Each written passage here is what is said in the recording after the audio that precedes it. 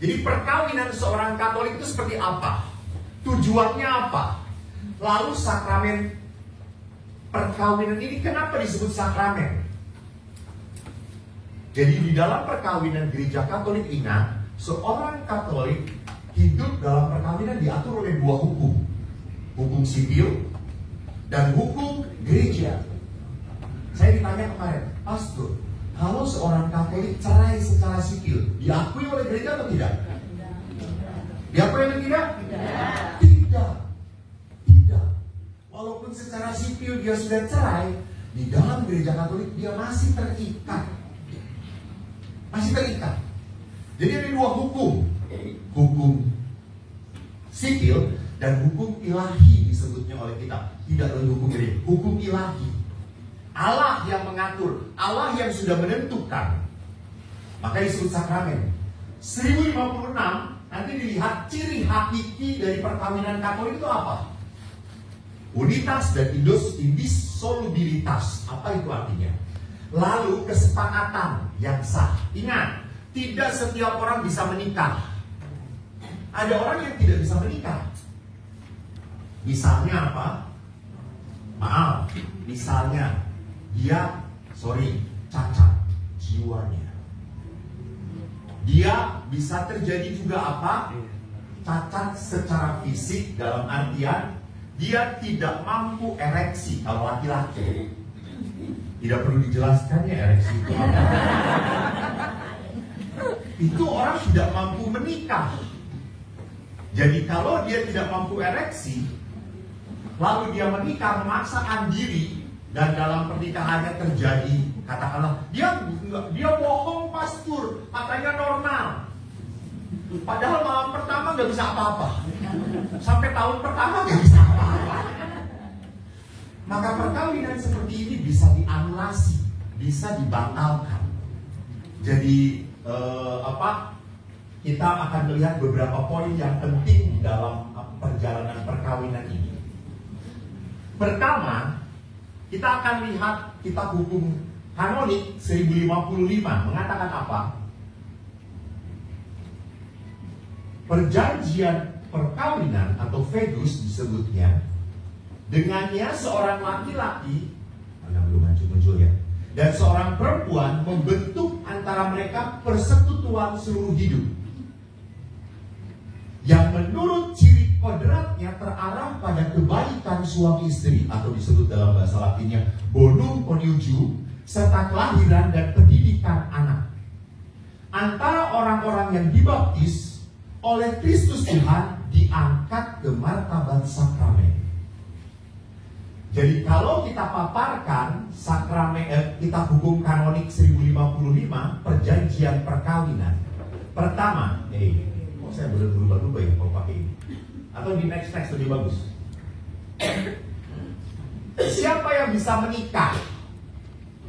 Di dalam gereja Katolik sampai kapanpun kan pernah ada isu Paus membolehkan perkawinan sesama jenis. Ya enggak? Hoax. Tidak pernah. Memang jangan pernah lupa, di Vatikan itu ada kelompok anti Vatikan, anti Paus, yang selalu menyerang Paus. Jadi bahkan mengatasnamakan bahwa Paus itu memperbolehkan perkawinan sesama jenis. Nggak ada.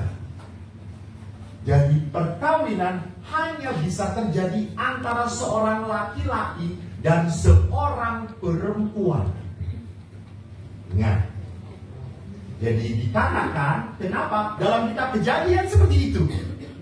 Diciptakan laki-laki dan perempuan dibawa oleh Allah kepada laki-laki.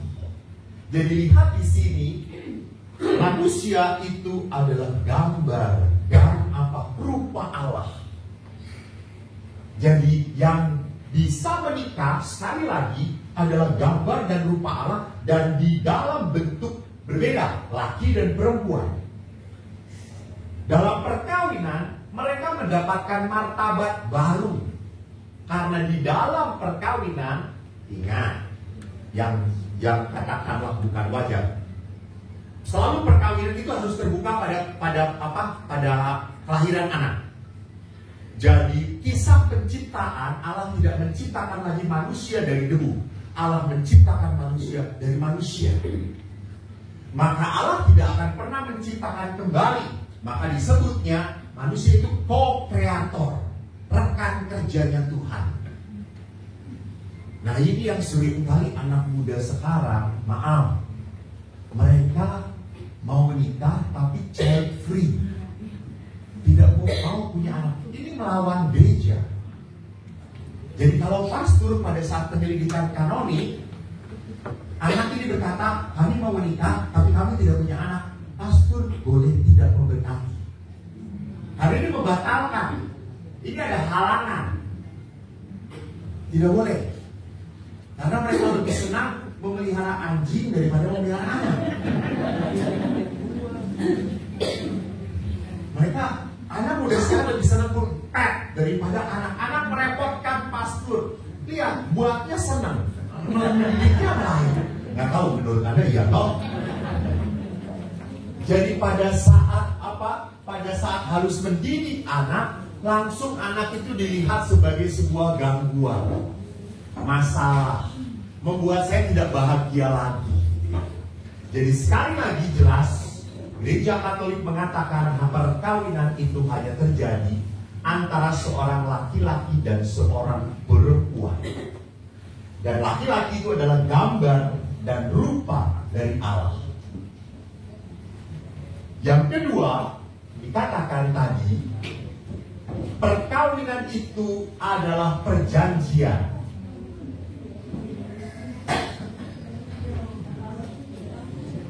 Oke. Silakan, Gak Bapak, selamat datang. Terima kasih.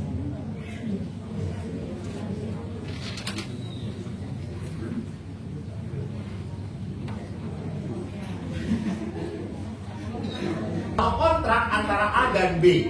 B tidak sanggup memenuhi yang tertulis dalam kontrak. Bisa putus hubungan atau tidak? Bisa. Kalau kontrak. Kalau dalam perjanjian tidak bisa. Dalam perjanjian ini ada sebuah Ada sebuah covenant. Covenant itu perjanjian yang sifatnya ilahi. Maka perkawinan itu, lihat di sini, adalah simbol kesetiaan antara Yahweh dan umatnya.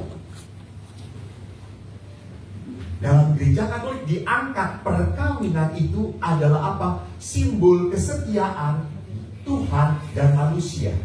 Yang setia siapa? Tuhan. Manusia sering ngaco? Ngaco. Suami istri, istri setia, suami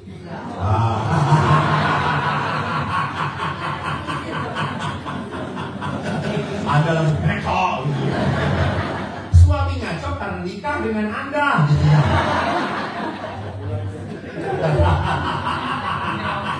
Maka perlu diulang, Bapak siap-siap menantikan penghakiman terakhir.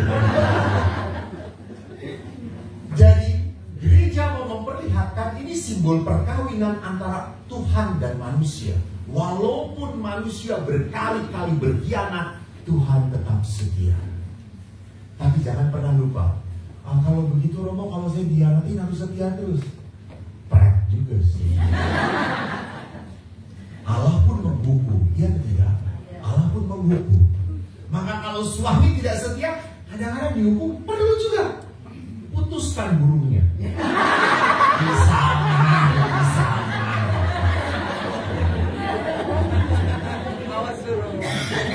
Jangan dilakukan ya saudara-saudara.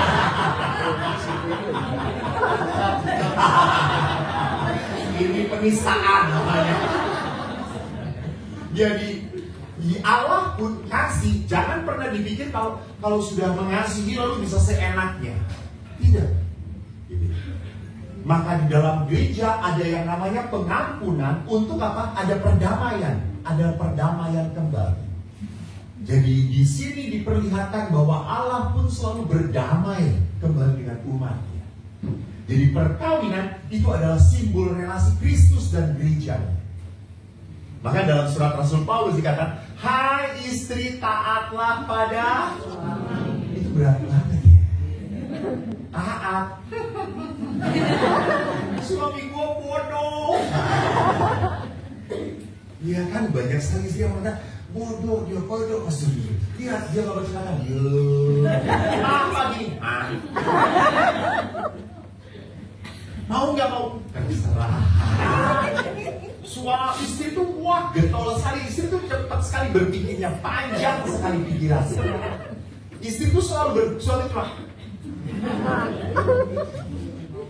Kenapa suami tidak pernah mau usul? Karena setiap usul pasti salah. Kenapa begitu? Karena istri adalah makhluk terhebat setelah Tuhan Allah.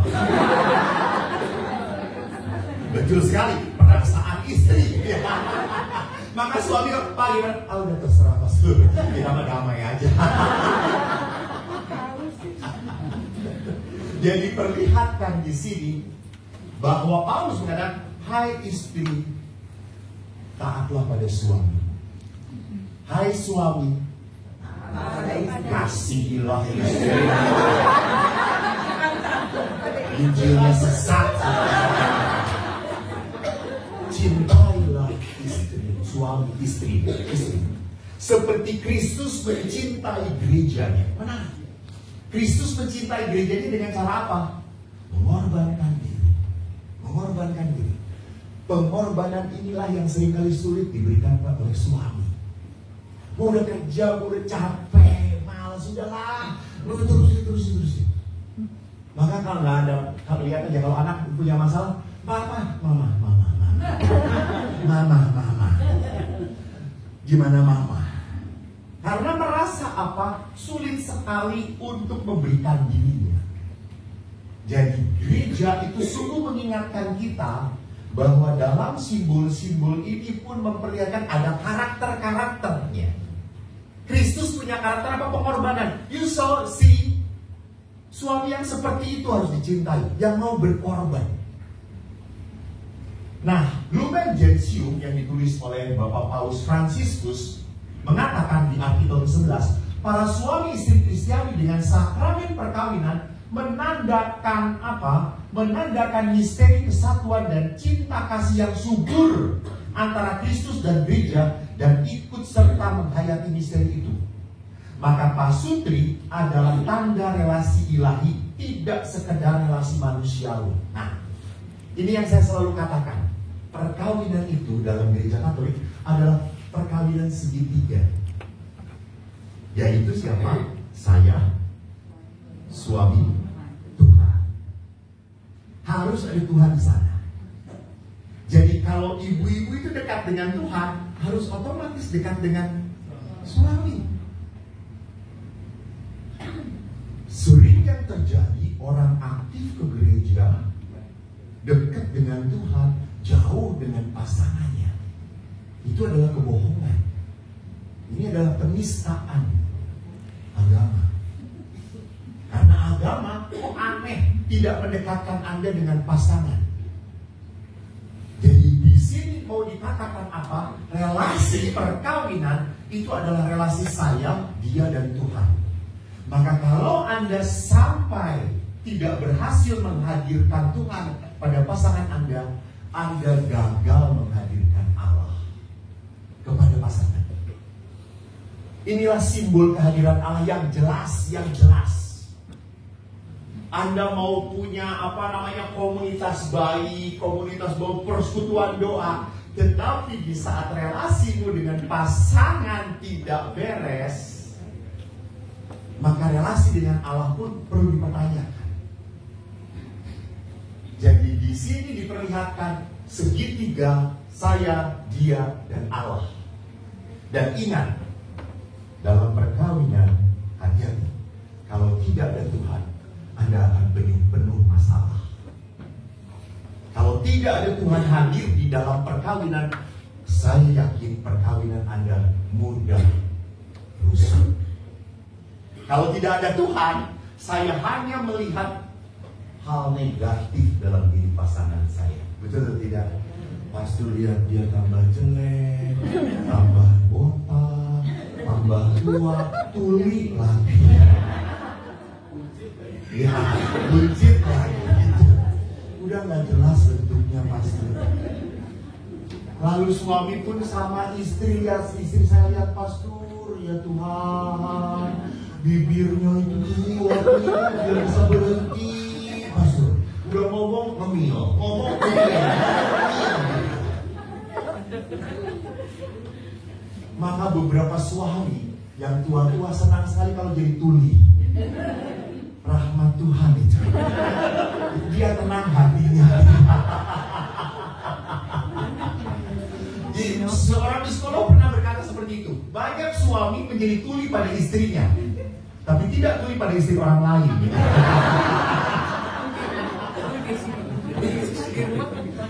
Maka perhatikan di dalam Amoris Laetitia kita bisa melihat lagi, Paulus mengatakan sakramen perkawinan bukan sekedar kesepakatan sosial, tanda lahiriah atau perjanjian yang kosong. Sakramen dikatakan apa? Sarana pengudusan dan sarana keselamatan. Bapak Ibu, ada nggak orang kudus di dalam gereja yang hidupnya tidak menderita? Senang-senang, happy-happy, jadi kudus. Ada nggak? Ada orang dari kota Kudus. Dia kudus. Ya, tapi orang kudus yang disebut dengan Santo Santa, semua kisah Santo Santa, orang kudus adalah orang-orang yang menderita. Saya baru saja dari Lourdes. Ingat, Lourdes itu Maria menampakkan kepada siapa? Bernadette. Dan Maria berjanji mata air itu akan menyembuhkan. Dan banyak orang disembuhkan melalui mata air itu. Rahmat Tuhan tersalurkan. Tetapi Bernadette sendiri punya penyakit asma yang akut.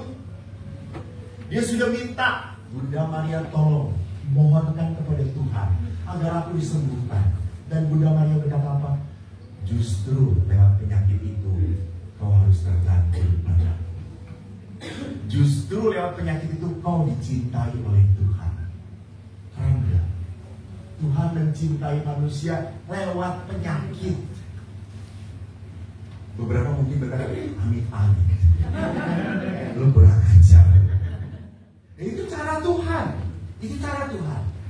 Bernadette harus apa? Harus menerima penderitaan. Santo Paulus pun berkata sama.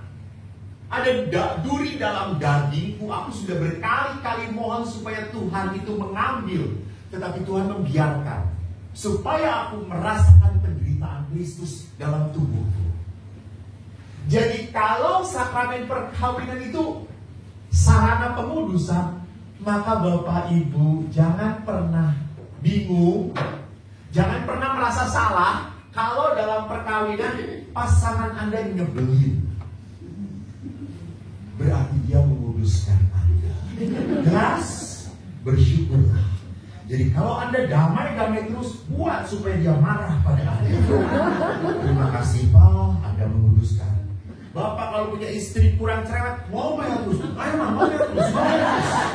Biar saya masuk surga, biar saya masuk surga. Jadi penderitaan di dalam panggilan itu adalah sarana apa? Pengudusan, pengudusan. Jadi kalau Anda makin jengkel, makin kesel, bersyukurlah pada Tuhan. Terima kasih Tuhan. Lewat suamiku aku dibuat jadi sabar. Lewat suamiku aku dibuat menjadi rendah hati. Walaupun jengkel, bisa kenapa rendah hati. Bapak Ibu terkasih, untuk menjadi baik itu kita harus melawan perasaan kita. Kalau ngikutin perasaan kita, Anda masih mudah nggak melayani suami Anda? Berat. Ngapain? Orangnya kayak gitu. Tetapi saya harus melawan perasaan itu. Maka di dalam di dalam tradisi gereja ada yang namanya agere kontra, melakukan sebaliknya. Gua nggak mau nyapa suami, malah disapa. Gua nggak mau memeluk suami, malah gua peluk. Gua ciumin sebelum dia dingin. Jadi lihat di sini, pengudusan itu berarti apa? Saya tidak mengikuti perasaan saya. Kalau perasaan setelah sekian tahun perkawinan, Pak, Bu, sudah berapa tahun menikah? 35 tahun, keren. Masih punya rasa nempel, rasa enggak? Alah.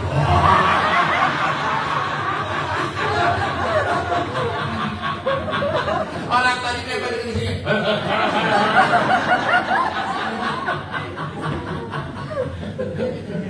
Jadi kalau sudah menikah, bukan feeling lagi yang harus diukur. Udah gak ada rasa apa-apa lagi.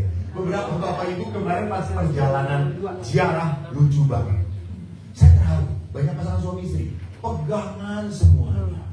Di Lourdes pegangan, di Roma masuk Porta Santa buang lagi ke berdua. Kalau pulang pintu kanan jadi pintu kiri, kayak Samson aja.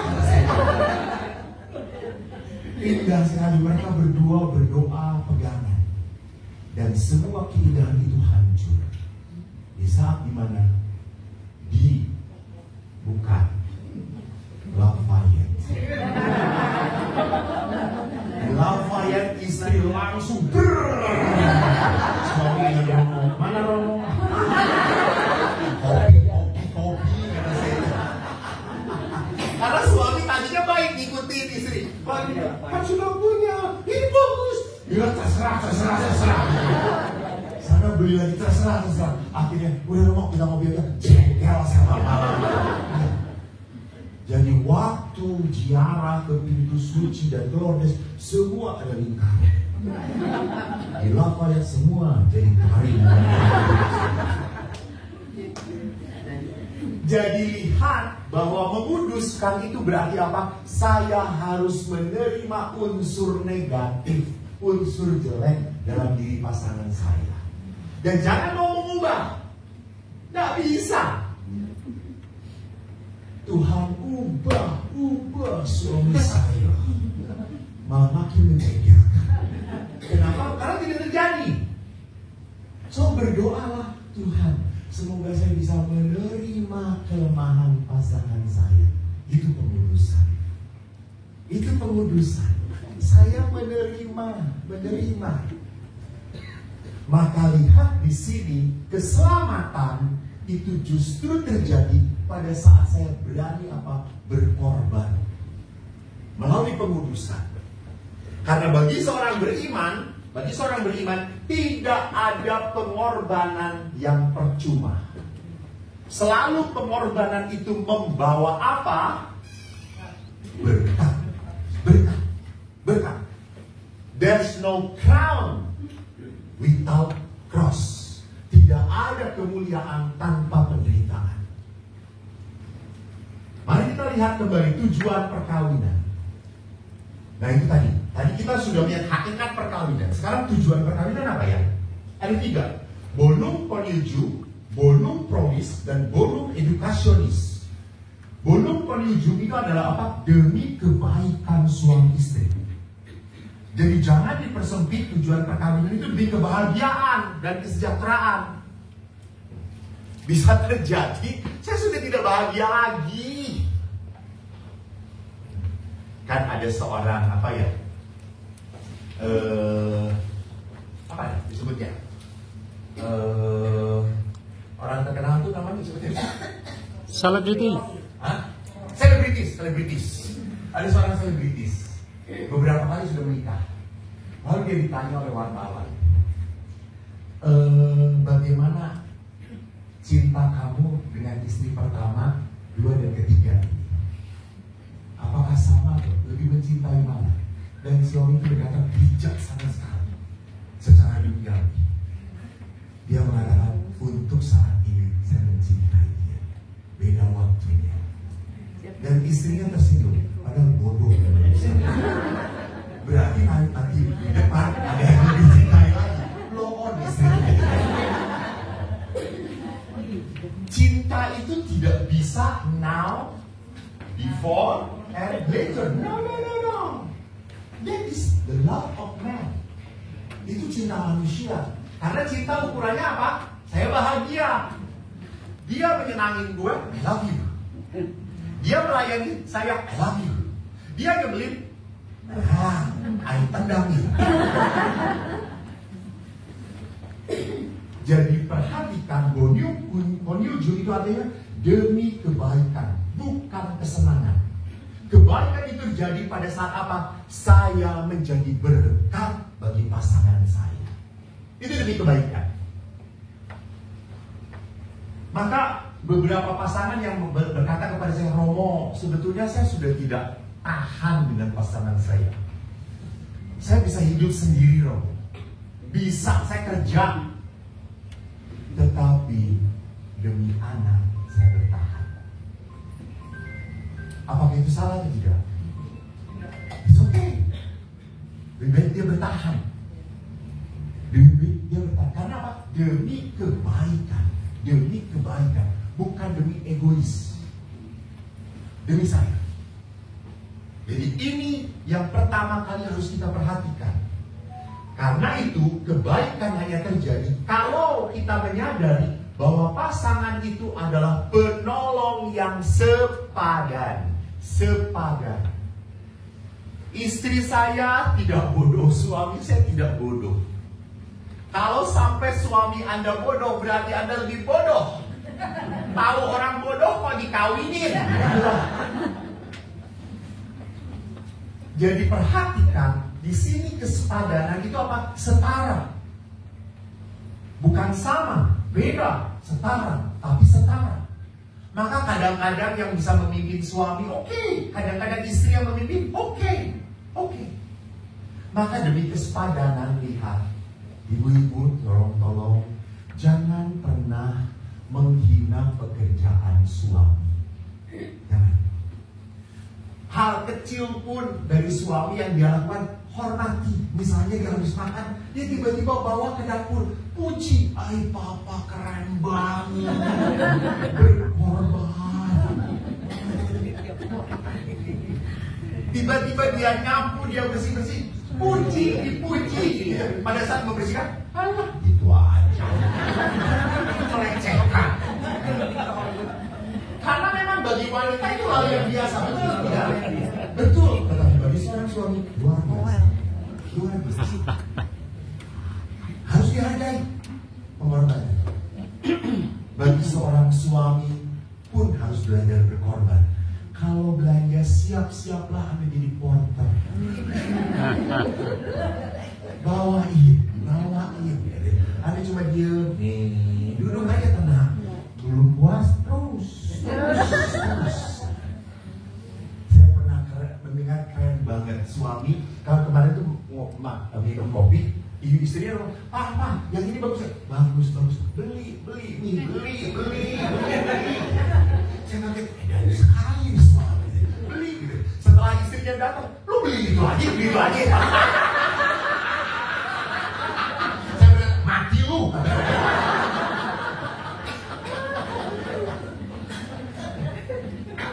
Jadi ada peran yang harus dimainkan dalam penolong yang sepadan ini. Tidak bisa sendirian, harus dua-duanya. Take two to tango disebutnya. Ada dua yang harus dimainkan bareng-bareng. Dan yang kedua, jadi sekali lagi tujuan perkawinan adalah demi kebaikan. Kebaikan siapa? Keluarga. Jadi bukan hanya untuk saya, no. Maka di dalam perkawinan sudah tidak ada kata saya lagi. Kedua, monopromis. Artinya apa? Di dalam perkawinan harus terbuka pada kelahiran seorang anak. Ada atau tidak, it's grace. Itu rahmat Tuhan. Jadi bukan berarti kalau perkawinan Katolik sudah sah dan sakramen, lalu tidak punya anak, boleh dibatalkan, tidak boleh. Karena anak itu bukan berarti kewajiban. Tuhan, saya sudah menikah di gereja, mana anak? Nggak bisa. Nggak ada. Itu adalah anugerah. Jadi ketidakhadiran anak di dalam perkawinan tidak bisa memutuskan hubungan perkawinan. Tetapi harus terbuka. Tadi terbuka, artinya normal. Nanti kita perlihatkan halangan-halangan perkawinan. Ketiga, bonum educationis. Nanti saya perlihatkan apa itu bonum educationis. Tapi tadi dikatakan bahwa dalam perkawinan itu adalah apa? Ini. Sesuai dengan kitab Kejadian, Allah menciptakan wanita dari tulang rusuk Adam. Diperlihatkan secara simbolis adalah apa? Kesepadanan. Bukan tulang kaki, bukan tulang kepala, tetapi tulang rusuk. Dia adalah penolong yang sepadan, bersamaan, berdampingan. Ini adalah hakikat dari perkawinan, berjalan berdua. Saya baru ditinggal oleh ayah saya. Waktu ayah meninggal, saya tidak sempat bertemu karena saya baru pulang dari Sumba. Ada kebangunan rohani Katolik. Saya perjalanan, saya berdoa karena adik saya berkata, ayah di ICU, drop. Kan saya udah kumpul, adik-adik saya kumpul, adik ipar juga kumpul, cucu-cucunya kumpul. Saya berdoa secara video call. Lalu saya berkati, waktu itu saya masih ada di Sumba Airport. Saya sampai Jakarta, saya telepon lagi, gimana? Mas makin drop. Akhirnya yuk kumpul lagi. Lalu saya berkata, ayah, kalau ayah sudah tidak kuat, jangan nunggu saya. Oke, saya rela. Biarkan anakmu memberkati kamu. Lalu saya berkati, saya tutup video call-nya, dan betul, ayah langsung turun hanya dalam waktu 1 menit meninggal. Saya tidak hadir di situ. Dan yang menarik adalah cerita dari adik saya. Waktu setelah meninggal, kita berdiskusi berempat, ayah mau dimakamkan di mana. Adik saya nomor 3 yang hidup dengan ayah, tinggal dengan ayah bareng, berkata, ayah sudah milih apa? Bersama ibu. Jadi ibu itu sudah hampir 9-10 tahun meninggal, dan ayah waktu terakhir datang mengunjungi ibu pada saat ulang tahun ibu bulan Maret. Ayah ke kuburan, ayah berkata, aku mau bersama ibumu dimakamkan. Jadi lihat, kematian tetap menyatukan mereka. Ayah merasa bahwa apa? Perkawinan dengan ibu adalah berkat yang terindah. Maka dia ingin bersatu terus. Biarkan saya bersatu. Tidak pernah menyesali.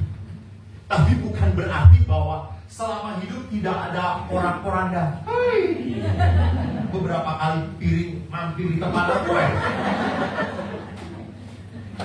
Bukan berarti ayah ibu tidak pernah apa? Gaduh.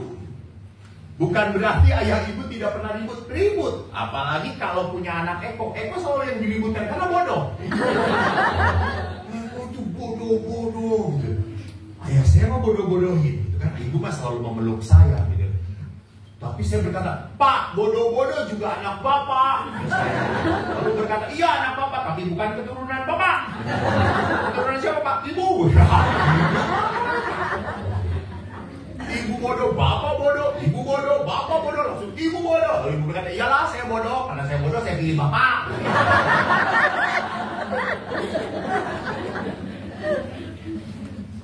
Jadi lihat, bukan berarti perkawinan itu yang baik adalah suaminya tenang, mama kita makan, kita berbelungkan, iya,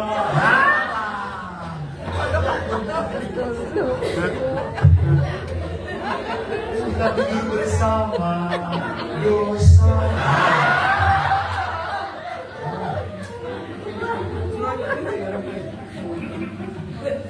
Jadi lihat di sini bahwa kesepadanan cinta itu cintanya manusiawi banget, wajar banget. Terjadi fight, yes, but mereka masih tetap belajar untuk apa? Pengampunan, menerima. Ini penolong yang sepadan.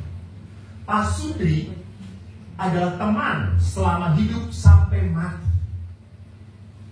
diharapkan antara Pak Supri sungguh menjadi penolong satu sama lain. Yang tak pernah aku lupakan dalam hidupku waktu aku kecil adalah di saat ayah pulang kerja dan ibu saya bidan, ibu pulang kerja, pulang ke rumah itu kita tidak punya pembantu. Ibu tuh langsung gantungkan baju putih bidannya, langsung pakai daster masak. Dan ayah itu pulang kerja, nggak diem aja ngeliat ibu repot. Ayah tuh, ayo mau bantu ibu cuci piring. Kan pagi-pagi nggak sempat kita cuci piring. Cuci piring kok, kamu cuci, aku bersihin. Sapu, kamu, pel, semua. Dan yang lebih indahnya, kan yang paling gampang masak itu adalah sayur bening. Ya atau tidak? Dan sayur bening di Sunda itu yang paling populer adalah bayam, coy. Bayam. Maka saya sekarang asap urat. Itu sayur bening. Selalu temannya apa? Jagung. Dan itu temannya adalah tempe dan tahu goreng. Gampang banget. Kita terus 3 anak tuh bayam lagi.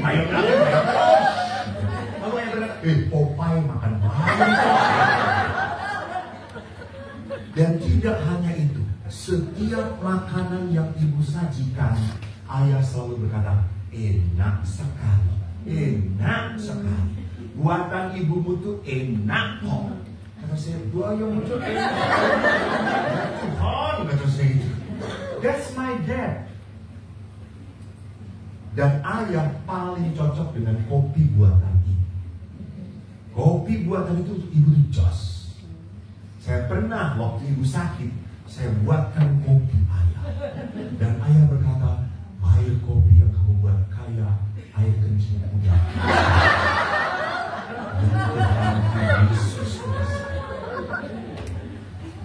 Jadi seperti saya selalu apa? Ayah selalu menghargai apa yang ibu buat. Apa itu? Itu penolong. Namun banyak terjadi faktanya adalah apa? Banyak di dalam perkawinan suami istri berjuang sendiri-sendiri. Mereka sibuk dengan urusannya masing-masing.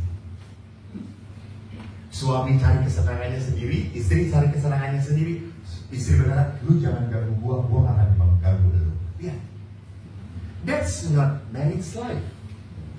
Itu adalah apa? Hanya hidup bersama kayak halte, kayak stasiun. Kereta api kumpul berhenti, pergi lagi besoknya. Bukan, tidak ada relasi di situ, tidak ada bounding, tidak ada namanya disebutnya keintiman, kehangatan. Maka kalau kita berbicara tentang perkawinan itu sebuah kesatuan, penolong yang sepadan.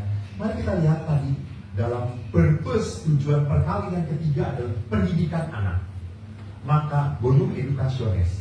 Maka kalau kita lihat orang tua next adalah guru pertama iman bagi anak. Next siapa? Nah, orang tua adalah guru pertama iman bagi anak-anak. Maka Amoris Laetitia berkata, keluarga sebagai tempat di mana anak-anak dibesarkan dalam iman.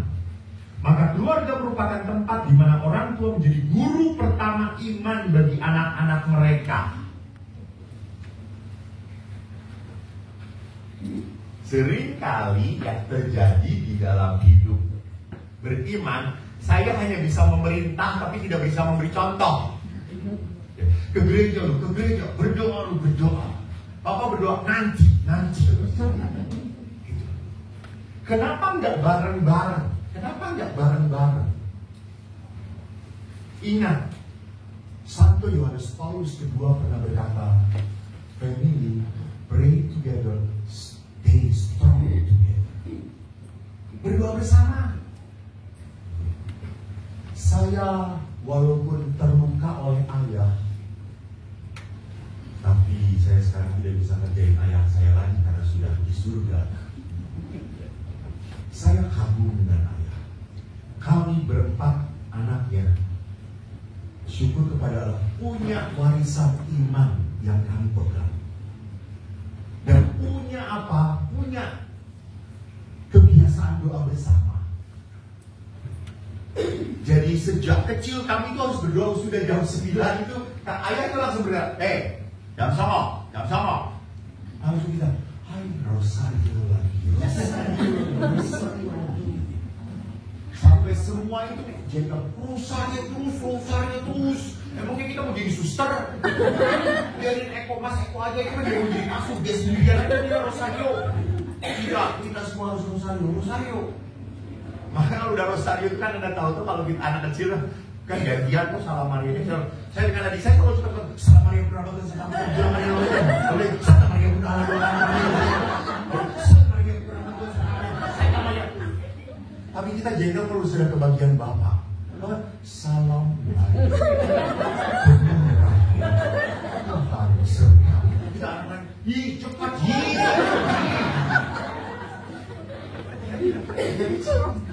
jangan pikir anak-anak itu senang kalau disuruh berdoa. Jangankan anak-anak, kita juga.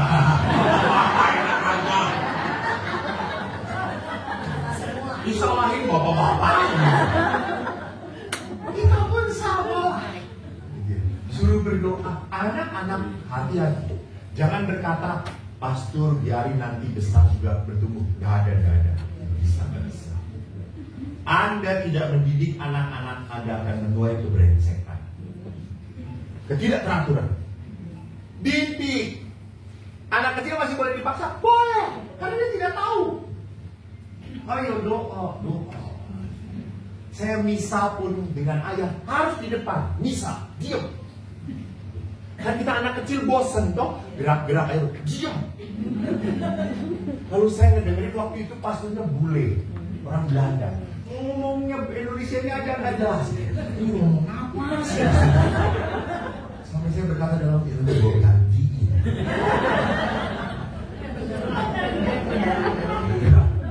Beliau mati bersama saya waktu saya tinggal di Pratista, meninggal satu rumah dengan saya. Tapi apa yang terjadi? Lihat, karena ayah mendidik, selalu memberi contoh. Akhirnya apa? Kita terpola dengan doa. Sudah tidak sulit lagi. Bahkan di saat ayah setelah ibu meninggal, saya mau memimpin ziarah, lalu ada satu kelompok itu berkata, Romo diajak ayah. Saya kan tidak bayar karena saya pembimbing rohani. Lalu ayah saya dibiayai. Romo nanti dibiayai. Lalu saya ngomong, ayah mau nggak ziarah? Kemana? Yerusalem. Apa itu? Tempat Yesus lahir. Siapa? Ayah. Nggak mau. Kenapa? Saya lagi bersenang-senang sono, tapi semua keluarga.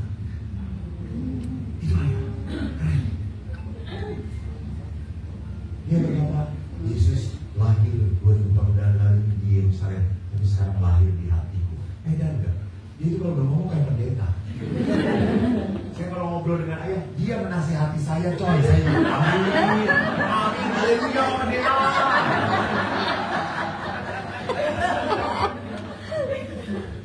Tapi lihat, betapa kerinduan bagi ayah adalah apa? Bareng yuk ke gereja, yuk ke Gua Maria, bareng-bareng. Dan walaupun saya pastor, yang memimpin doa siapa? Beliau. Adik-adik, Pak pastor, ayah. Dan memang doanya berhikmah.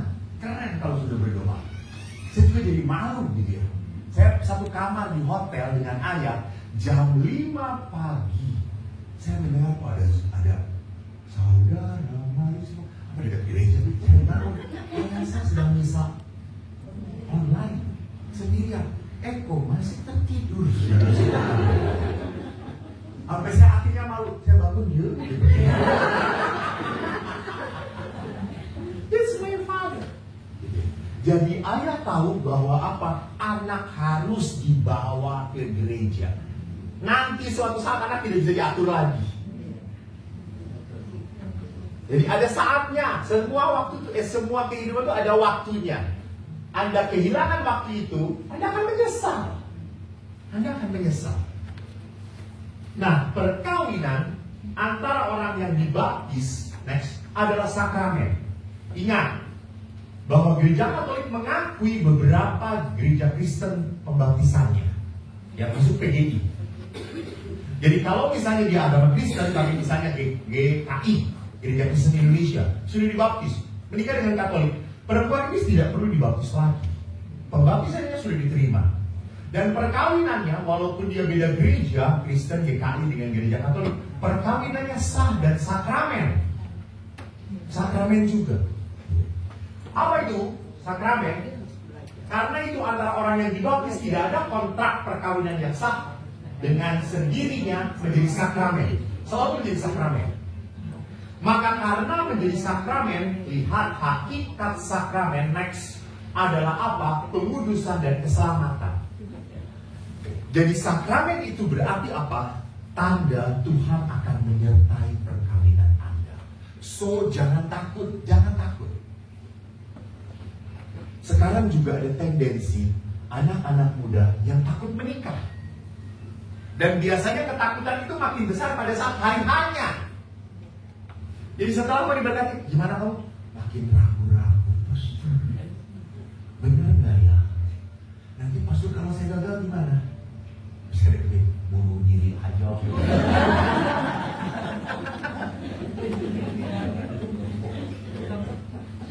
Jadi maaf, orang-orang sekarang itu lebih banyak melihat kegelisahan daripada melihat Tuhan. Kita terlalu melihat masalah, bukan melihat Allah. Lu tuh menikah bersama Tuhan. Bersama Tuhan. Jangan khawatir. Kalau kamu diatur kekhawatiran sampai kapanpun, orang tidak akan maju dalam hidup beriman. Abraham, umur berapa dia disuruh pergi? 70? 70? 70? Cari sendiri tambahannya. Iya betul. Dia diperintahkan pada usia segitu. Dan Abraham dikatakan kamu akan diberkati. Dan kamu akan tinggal di tanah yang terberkati. Di umur segitu Abraham meninggalkan semua kekayaannya. Berani. Jadi hidup di iman itu berani apa? Pergi dari kenyamanan. Saya percaya kok dengan Tuhan. Percaya. Saya waktu dia mau menjadi pastor, apakah saya yakin? Tidak. Kuliah bodoh terus. Saya itu kalau dijelaskan dosen, saya selalu lihat teman-teman, mereka langsung mengangguk-angguk. Gue yang sendiri yang begini. Saya tanya sebelah, lu ngerti? Ngerti. Dah gue dan setiap ujian, Bapak Ibu yang terkasih, saya novena. Berdoa, Tuhan tolong, Eko mau jadi pastor, kok susah kuliahnya. Haleluya, setelah berdoa dapat 6 saudara-saudara. Lumayanlah, lulus penuh dengan belas kasihan. Beda dengan uskup Bandung. Kualitas beda. Itu top, pinter. Tapi lebih terkenal siapa?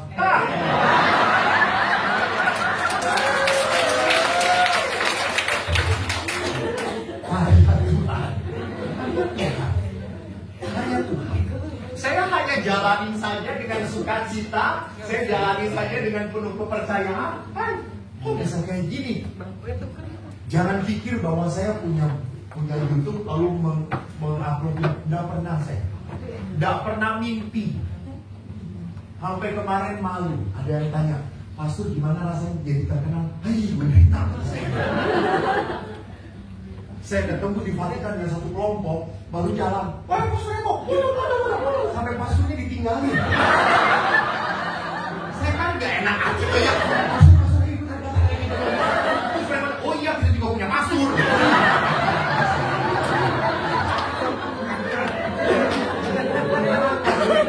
Juga meninggalkan gembalanya, meninggalkan gembalanya. Lihat. Jadi kalau tahu perkawinan itu sakramen, imamat itu sakramen adalah apa? Allah akan memberikan berkat. Allah akan menyertai. Tanda yang nyata. So, jangan takut. Di situ letak sakramentalitas, setia.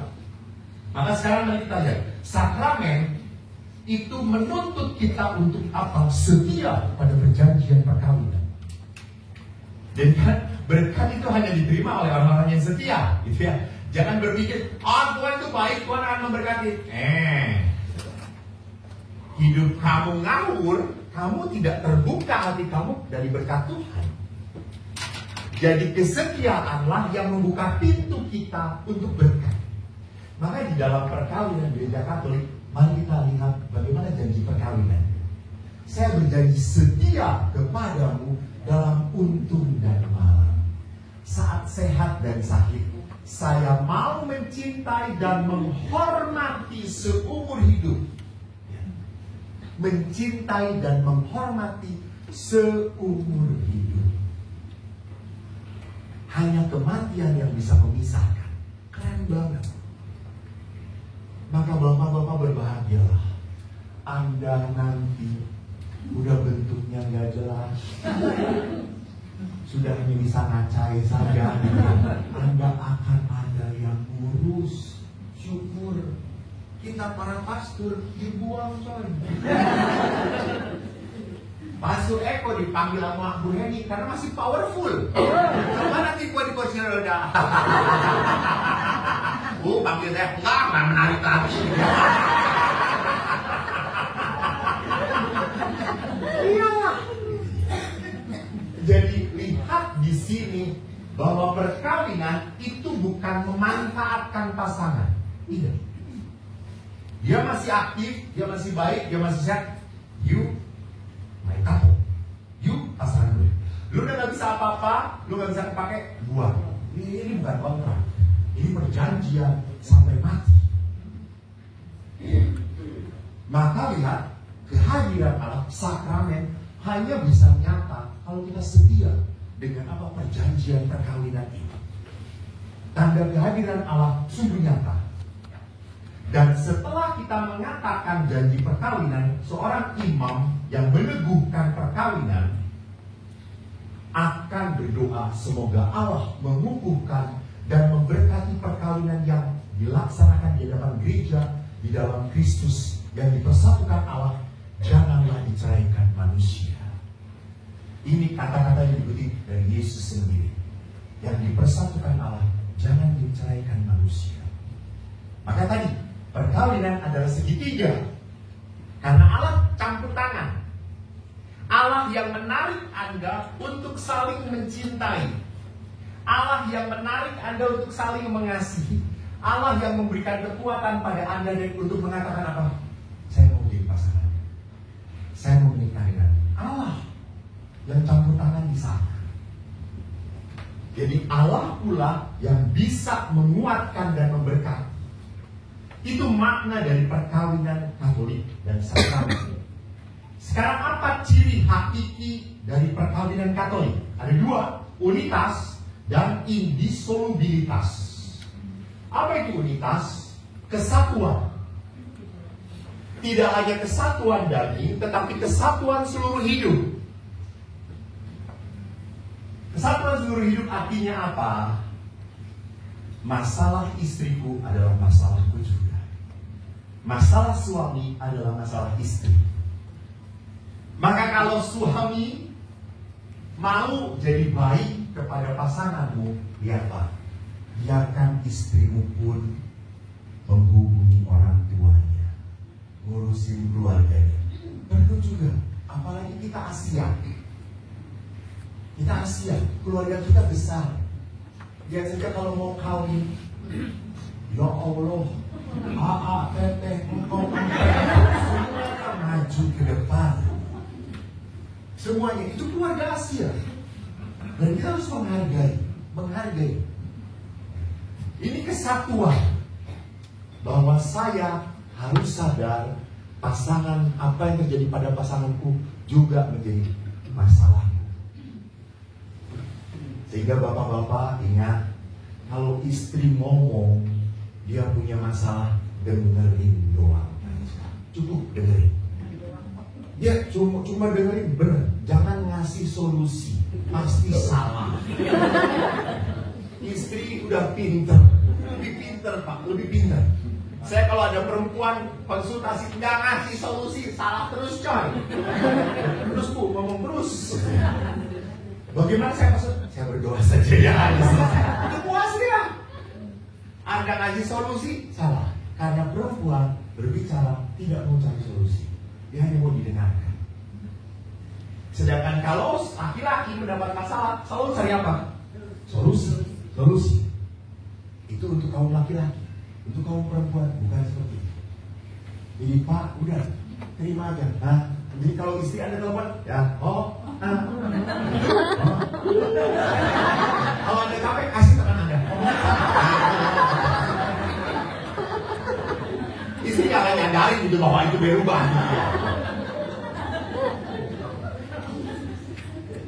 Kedua, kesatuan tetapi juga monogami. Artinya apa? Hanya seorang laki-laki dan seorang perempuan. Dan di dalam gereja Katolik, poligami, entah itu poligini dan poliandri atau homoseksual dan lesbian ditolak di dalam gereja Katolik. Maaf ya, gereja Katolik tidak menolak orang-orang yang punya kelainan. Artinya apa? Ada dalam diri orang-orang itu, saya mencintai, saya suka dengan pasangan sejenis. Mereka tetap anak Tuhan. Hanya mereka lalu hidup kami harus seperti apa? Ya wadah, seperti para imam, menahan diri. Hubungan seksual itu bukan segala-galanya kok. Jangan sampai kalau Anda punya kelainan, lalu Anda harus mengubah hubungan seksual. Hai, pasangan suami istri juga kayak gitu-gitu kan. Sama lah, kita harus hidup bertaraf, menahan diri. Dan gereja tidak pernah menolak mereka. Gereja menerima. Orang yang seperti itu boleh komunik? Boleh. Asal tidak melakukan hubungan yang membuat dia berdosa besar. Jelas di sini. Jadi kalau hubungan seperti itu di dalam tidak pernah akan diresmikan. Yang berikutnya adalah indissolubilitas. Artinya sifatnya tidak bisa diputuskan perkawinan itu. Dalam arti gereja tidak mengenal dan tidak memperkenankan adanya perceraian. Tidak ada. Sekali perkawinan dilangsungkan dengan sah, akibatnya apa? Tetap dan eksklusif. Anda tahu disparitas kultus? Apa Pak? Beda agama. Ya, beda agama. Disparitas kultus itu beda agama. Perkawinan beda agama selama diterima di dalam gereja, kalau nanti ada masalah tetap tidak bisa bercerai, tidak bisa dianulasi. Tergantung. Kalau dianulasi itu kembali lagi harus ada hakim yang melihat. Tapi pengharapan ada kan?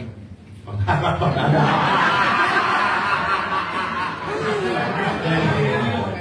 Ya, sesuai dengan tahun jubileum kita.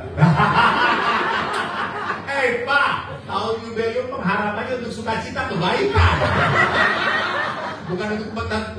bukan untuk pembebasan dari penderitaan. Ya. Apakah pengharapan itu ada? Nanti biasanya tetap hakim gereja yang punya wewenang, Pak. Sekali dilihat historinya. Bukan egoisme, bukan saya mau melepaskan dari penderitaan. Sorry ya, seringkali orang mau melepas supaya apa? Saya nggak mau tanggung jawab. Sudahlah. Gimana Pak? Oke. Kalau anulasi itu, apakah persetujuannya cukup dengan Roma paroki atau harus ke Vatikan? Hakim gereja saja. Sekarang hakim gereja setempat yang tidak harus ke Vatikan. Punya wewenang mereka, sudah diberikan sekarang. Kalau imam, pergi ke sana. Terima kasih Pak. Ya Allah.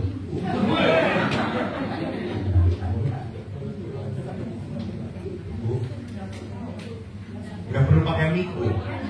Ibu keras. Itu mau saya mau orangnya masalah perkawinanku saya ini dibilang cerai atau belum ya?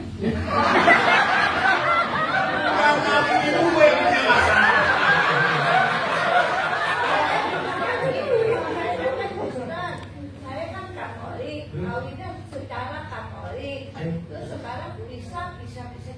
aja kan. Nah, nama statusnya saya itu udah bercerai, emang udah bisa sih, udah bisa. Tapi maksudnya saya ditanya orang udah cerai apa belum? Karena udah bisa, udah lama. Ya kan perkahwinan udah 19 tahun, ya kan bisanya belum lama. Tapi dia sendiri ya udah aku sendiri aja gitu. Itu dianggapnya bagaimana kok mau itu aja. Jadi, ya, jangan emosi dulu kan. Saya bukan suami ibu ya. Jadi status ibu adalah apa? Menikah. Iya. Iya, menikah. Menikah, tapi untuk sementara kami berpisah.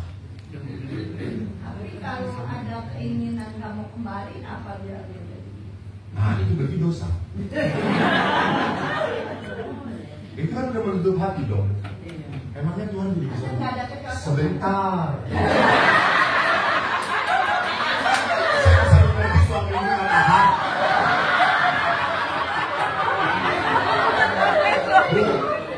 jangan pernah menutup dari kuasa Roh Kudus. Bawa dalam doa, bukan bawa dalam kebencian. Kalau ibu bawa dalam kebencian sampai kapan itu menutup. Tetapi bawa dalam doa, Tuhan, yang mau menikah dulu kan saya. Yang merusak ini kami, bukan Tuhan. Tuhan tidak pernah salah menyatukan. Maka apa? Buka hati untuk Tuhan. Bukan apa namanya? Nggak bisa, nggak mungkin, itu sudah paling kesel. Ya sudah. Sampai kapanpun Tuhan tidak akan pernah bisa membantu kita. Kita tidak mau ditolong. Padahal doa kita, Tuhan tolong, Tuhan berkati. Gimana bisa diberkati?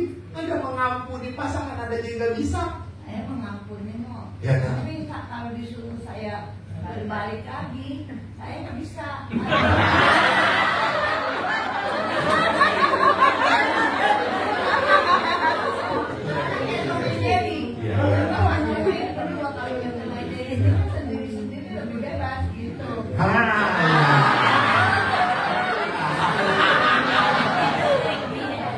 Mengerti apa yang ditanya? Bebas. Itu kesenangan. Kesenangan. Saya mau terbebas kok. Saya mau terbebas. Ini yang akhirnya merusak relasi perkawinan. Karena dalam perkawinan yang penting saya. Padahal kan yang dikatakan dalam perkawinan sudah tidak ada kata saya lagi. Demi kebaikan, bukan demi saya. Jadi ibu, saya bantu doa ibu kepada ibu, saya doakan saja. Walaupun ibu tidak mau, Allah lebih kuat daripada ketidakmauan. Tuhan memberkati. Thank you.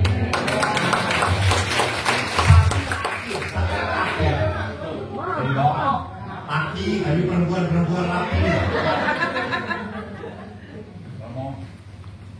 Tadi Romo sudah menjelaskan mengenai hal-hal yang menyebabkan pembatalan pernikahan. Halangan, Pak. Halangan. Banyak kita tahu, hampir 90% lebih mungkin banyak orang kalau dalam masa penjajakan, masa pacaran, kenalan. Itu tidak semua tahu mengenai pasangannya gitu.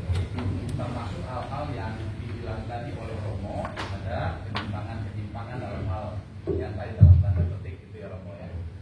Nah, bagaimana bila dalam, kan kalau saya boleh mengistilahkan dalam hidup perkawinan ini kan hampir seperti kayak orang gambling ya Romo. Orang gambling artinya kan banyak hal yang kita tidak tahu, kekurangan penuh daripada pasangan kita, tapi ya mau tidak mau kita harus belajar mengerti Romo. Belajar mengerti, harus belajar menerima. Karena saya selalu mengatakan bahwa cintailah kekurangannya karena itu tak dimiliki orang lain. Ya, sudah gitu. Nah, maksud saya bagaimana mengantisipasi itu tadi, Romo? Saya mau, Bapak udah nikah, Bang? Udah. Ya, betul. Saya 33 tahun. Pas Yesus mati, saudara-saudara. Dan Yesus bangkit lagi. Menarik, Pak, betul. Maka saya ngomong kepada anak-anak muda. Dan saya selalu berkata, beberapa kali dalam seminar, mengapa perkawinan gagal? Karena dalam perkawinan orang anak muda sekarang, high expectation, low preparation. Itu. Kita nggak siap melihat perubahan karakter pasangan. Waktu pacaran gila, senyum banget, every the queen, Setelah menikah, lu pembantu. So sweet. Jadi kita terlalu tinggi ekspektasinya dan low preparation. Kita juga gereja sadar untuk jadi imam kami harus sekolah 12 tahun. Untuk perkawinan cuma 3 hari itu khusus perkawinan. Ya kan sebentar banget. Maka disitulah pentingnya adalah apa? Ada marriage encounter, ada marriage enrichment, ada couple for Christ. Di situ dibantu supaya Anda tidak shock. Bagus kata-kata Bapak, supaya saya bisa menerima kelemahan pasangan. Biasanya perkawinan 5-10 banyak arguenya, banyak ributnya. Tapi setelah 10 tahun gak banyak karena cincai lah. Udah cengli. Oh, mau diapain lagi? Mau dibalikin udah pada mati. Akhirnya amsyong. Ya, amsyong.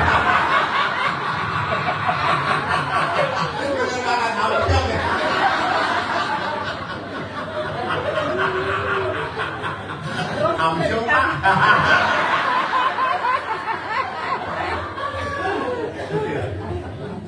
Maka saya selalu mengatakan kepada anak muda, nak muda, kamu sebelum resepsi koleksi dulu. Dari koleksi baru seleksi. Setelah seleksi baru resepsi. Koleksi itu bukan koleksi pacar, koleksi teman. Karena kalau kamu berteman, kita kan jujur. Kalau berpacaran palsu semuanya. Kan pura-pura baik, pura-pura tersenyum, pura-pura senang. Tapi kalau berteman, kita kan jujur. Oh, saya tahu. Oh, dia memperlakukan orang kecil seperti apa. Oh, dia berlaku kepada orang tuanya seperti apa. Oh, dia berlaku kepada teman-temannya seperti apa. Saya juga terbuka. Oh, orang ini yang bisa saya pilih. Orang ini yang bisa saya pacari. Maka penting memang beberapa imam bicara kepada orang-orang muda. Supaya apa? Supaya mereka mempersiapkan perkawinan sungguh. Karena kan kalau saya lihat kan kemarin saya memberkati perkawinan, pada saat setelah jadi perkawinan, laki-laki langsung yes. Hey, belum mulai.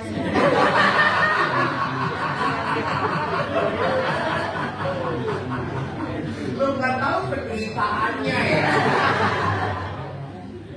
Seringkali nggak siap.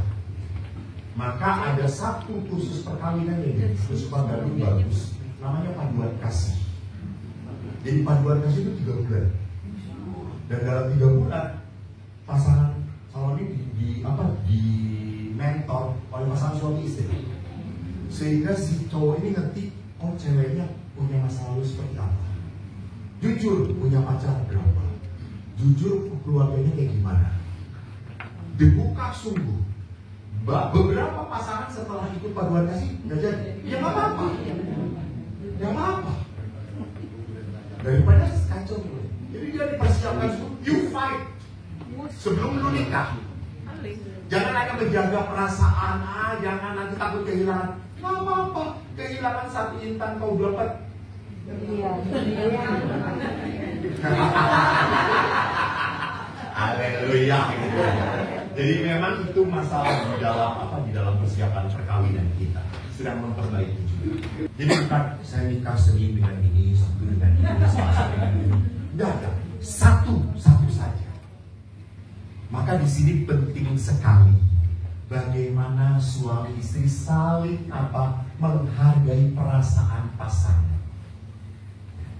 Dan kadang-kadang kalau sudah yang namanya resepsi, kan ketemu, kan yang diundang kalau resepsi kebanyakan teman orang tuanya. Ya nggak? Dari 100 itu kan 90% teman papa mamanya. Sampai saya tanya yang kawin, lu kenal gak? Kagak kenal, itu kan mama papa semuanya. Dan terjadi reuni besar, betul atau tidak? Dan di situ pasti kita ketemu cerita lama kita. Orang teman-teman kita harus menghargai pasangan kita. Jangan ngobrol asik. Pasti istri Anda akan mengatakan, dia ngobrol, dia masih pulang Anda kena hukuman mati. Di situ kita pun harus berani rela. Gue kenalin istri gue. Walaupun bentuknya nggak jelas, sampai harus diseret-seret. Karena sudah yang merah, itu seret. Ini istri gue yang sah. Gue mencintai dia sampai mati. Guenya. Jadi saya harus menghargai pasangan. Di situ artinya apa? Bahwa di dalam perkawinan, sekali lagi, cinta eksklusif. Tidak pernah boleh membuka ke lain hati. Tidak selingkuh, maka ikatan perkawinan hanya antara suami istri. Lalu kesepakatan perkawinan membuat perkawinan ada, dan jika kesepakatan cacat, maka tidak pernah ada perkawinan. Nanti saya akan perlihatkan beberapa cacat dalam perkawinan. Berapa menit lagi, Pak? Sampai jam 8 dulu. Jam 10. Enak banget. Ini ya hanya wanita yang menyiksa pria.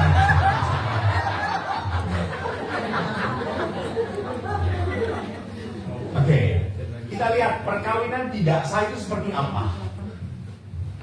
Jadi perkawinan itu ada halangan, ada cacat. Ada cacat kanonika, forma kanonika. Saya ini tidak akan dibahas karena ini harus jago hukum. Saya tidak mau membahas. Saya ingin membahas tidak sah seperti apa ya. Pertama, bahwa di dalam perkawinan, halangan yang menggagalkan perkawinan itu ada 13 yang tertulis dalam kanon. Pertama, usia tidak cukup. Misalnya baru 14 tahun, 15 tahun. Itu halangan, tidak boleh dinikahkan. Walaupun sudah hamil. Walaupun sudah hamil. Jadi, ya gereja akan, no. Karena apa? Pasti ini perkawinannya secara terpaksa. Karena hamil duluan. Ya atau tidak? Tidak ada kebebasan. Impotensi, yang tadi saya katakan. Sebelum menikah ya, kalau setelah menikah impotensi. Itu pasangannya nafsu banget gitu. Tapi bukan steril. Jadi impotensi ini adalah halangan secara perpetual. Untuk selama-lamanya dia tidak bisa. Memang. Jadi sekali lagi ini sakit. Ini ada kelemahan. Ikatan terdahulu.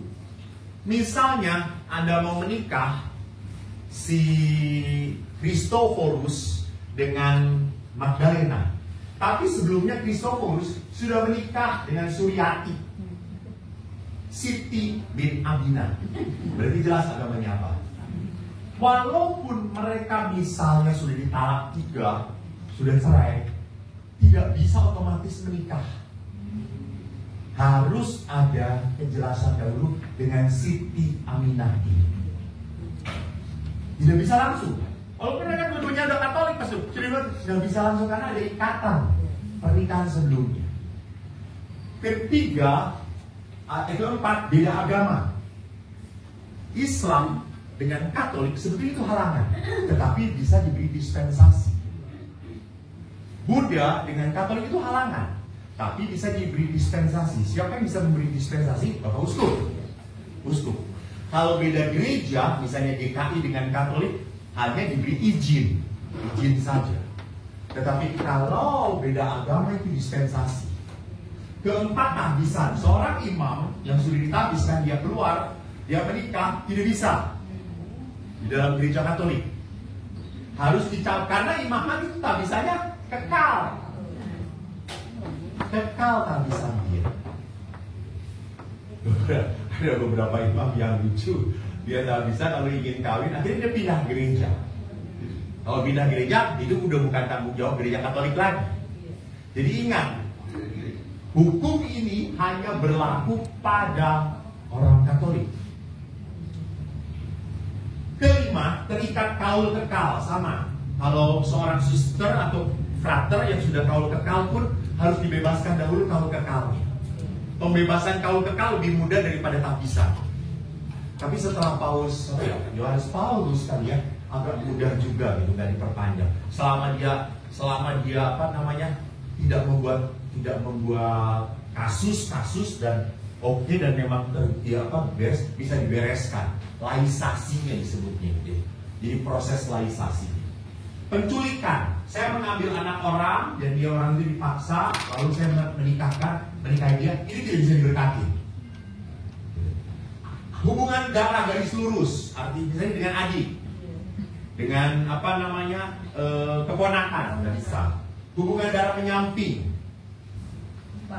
ya saudara ipar. Hubungan semdak akibat perkawinan. Kelayakan publik, artinya gini, misalnya hubungan karena pernikahan. Saya menikah dengan ibu, lalu ibu punya adik. Nah, itu hubungan semendak. Itu tidak boleh menikah. Hanya pada tingkat berapa? Ada tingkatannya. Tingkat 4 biasanya. Tapi di samping tingkat itu bisa didispensasi oleh imam. Oleh Pak Kusuk. Kelayakan publik, misalnya orang ini sebetulnya sudah menikah, lalu pernikahannya ditinggalkan oleh pasangannya. Dia sudah lama, pasangannya sudah menikah lagi. Lalu orang kan sudah tahu bahwa dia sudah menikah. Lalu dia mau ketemu lagi ketemu pasangan lain, ingin menikah lagi. Nah ini kan orang sudah tahu bahwa dia sudah menikah, makanya harus dibereskan dahulu. Walaupun misalnya suaminya sudah pergi dengan wanita lain, bahkan sudah tidak mau tahu lagi, tetap tidak bisa otomatis, harus dibereskan dulu. Ataupun anak adopsi tidak pernah boleh dinikahi. Tidak mampu, nah cacat kesepakatannya, kalau misalnya dia waktu janji, kan janjikan, saya akan menjadikan engkau dalam utuh dan malang sehat dan kemakmuran. Demikian janji saya. Oh dia diam, gak mau mengucapkan. Diteruskan oleh pasangannya, berarti bisa sampai mati. Sampai matinya nggak mau disebutkan sama dia. Ada loh orang-orang kayak gitu. Itu cacat. Berarti dia mereservasi. Gue nggak mau sampai mati dia. Baru janjinya gue udah mati. Jadi dia mereservasi itu cacat. Pada saat dia mengatakan tidak ada pengetahuan minimal, maka lihat bahwa dalam perkawinan, orang itu harus mengerti tentang perkawinannya yang sah. Maaf, ada kasus-kasus tertentu sebetulnya orang ini tidak mampu menikah karena ada keterbelakangan. Tetapi pasangannya mau menikahi karena anaknya kaya. Nah, ini sebetulnya banyak. Lihat kan mama, lihat. Lebih tahu daripada Tuhan Allah, banyak. Jadi ini adalah cacat. Jadi kalau ada cacat ini, kalau nanti perkawinannya ada masalah, bisa diatasi. Tapi kalau nggak ada masalah, ya terusin aja. Ngerti? Jadi cacat ini hanya diperlihatkan begitu saja. Jadi supaya apa? Kalau ada sesuatu, memang ada cacat di dalam perkawinan ini. Cacat kesepakatan, iru mengenai diri calon. Misalnya, gua mau menikah dengan Lina, yang datang Lani. Ini tidak bisa diberkati. Udah masuk ini aja, nanti yang asli yang datang. Gak bisa. Atau keliru mengenai sifat pribadi, harus merupakan tujuan langsung dan utama di dalam perkawinan. Ini memang sering terjadi, bahwa di dalam pacaran kan seringkali pacar bisa menutupi kepribadiannya. Bisa begitu baik banget, tiba-tiba setelah menikah dia langsung berbalik betul-betul anak mama, jahat sekali.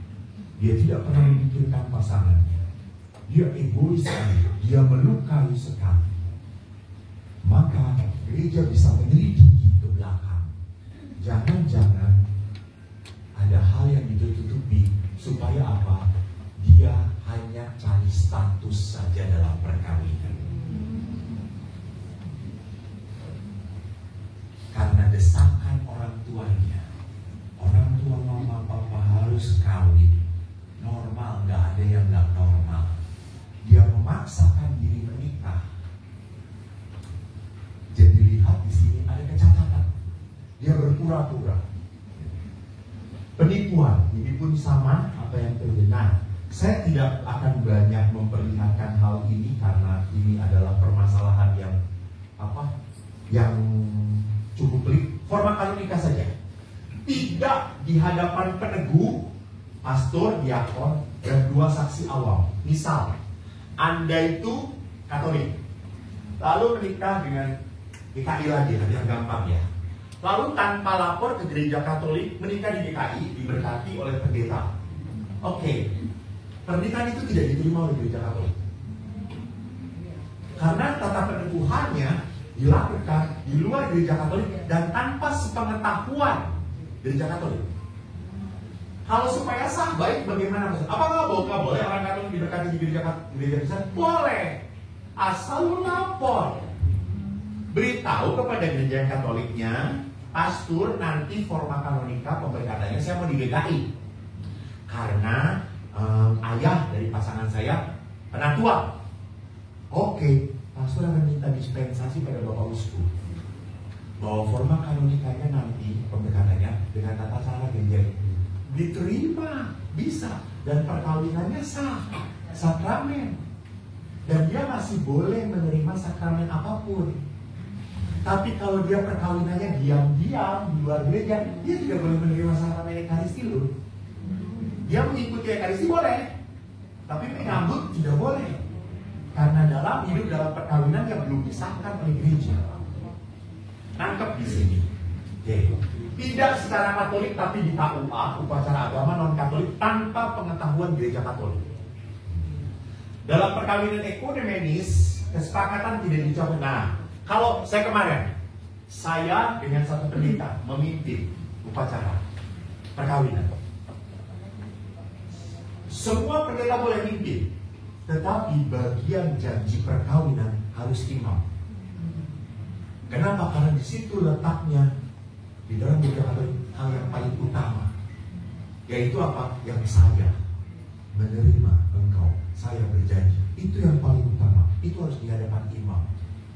Pendeta mau mimpin ibadahnya, puji-pujiannya, khotbahnya, doa pemberkatan, boleh. Tapi hanya bagian itu yang harus imam.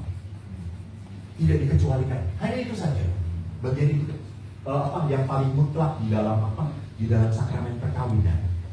Dan yang kedua, perkawinan tidak boleh dibuat di 2 tempat. Misalnya setelah di gereja Kristen, lalu diberkati di gereja Katolik. Tidak boleh. Hanya satu saja. Kalau sudah di Katolik, ya Katolik.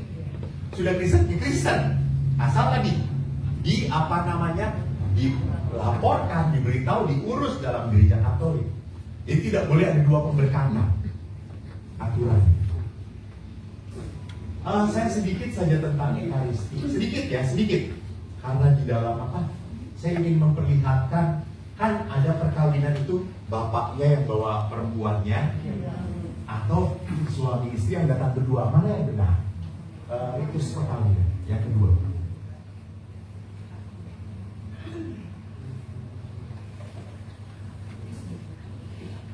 Liturginya perkawinan.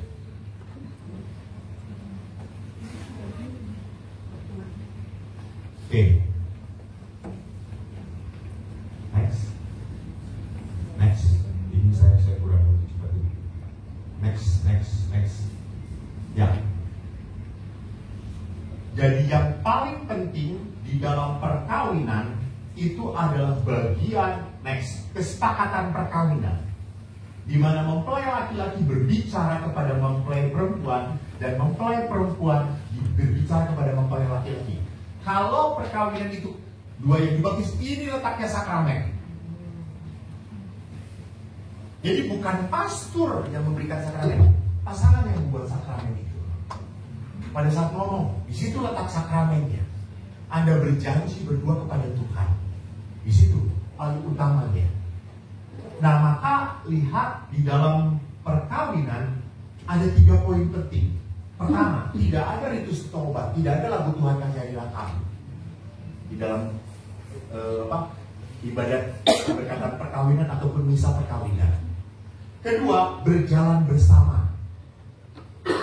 Itu tanda kesetaraan. Jadi saya sejak awal memasuki gereja, saya sudah bersama pasangan.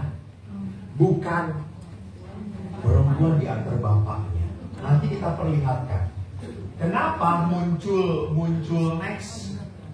Kenapa muncul pengantin wanita di antar oleh bapaknya? Dari tradisi Spanyol. Next. Nah ini. Berjalan bersama tanda kesaran.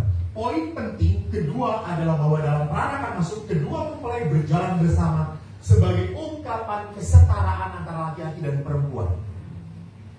Gereja menekankan kesetaraan ritual untuk menghargai laki-laki dan perempuan.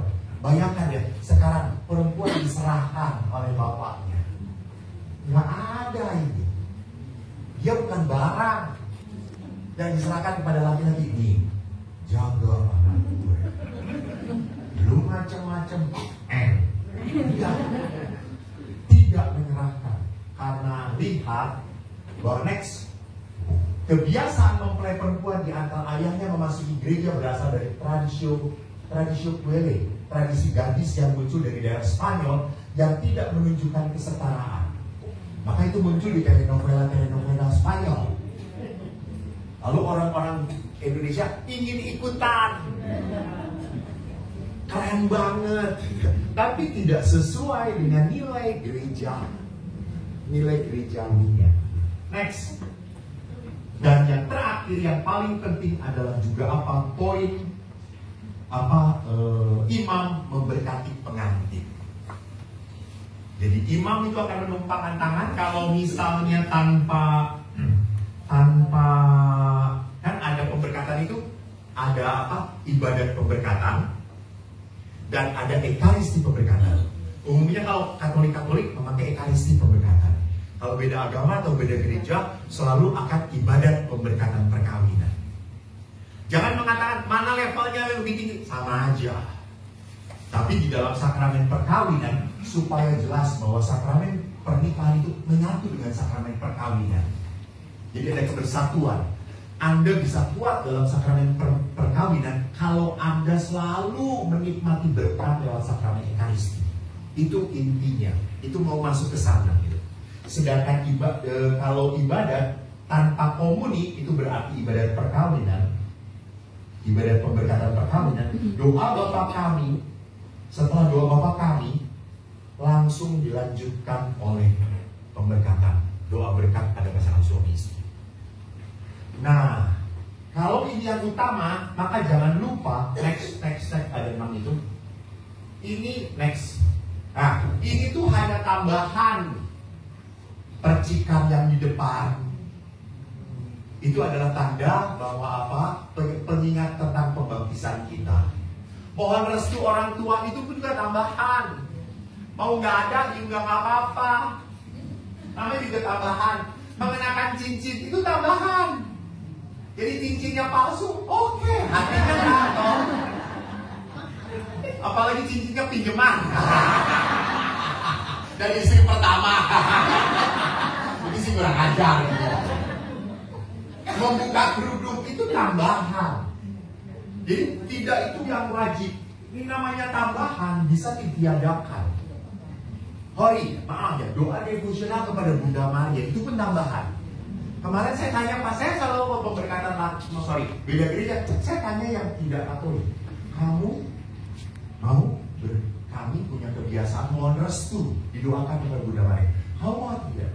Kalau suami berkata tidak, oke, kita tidak akan melakukan itu. Gak apa-apa. Kalau dia kata, saya menghargai istri saya, Pastor, saya juga mau. Oke.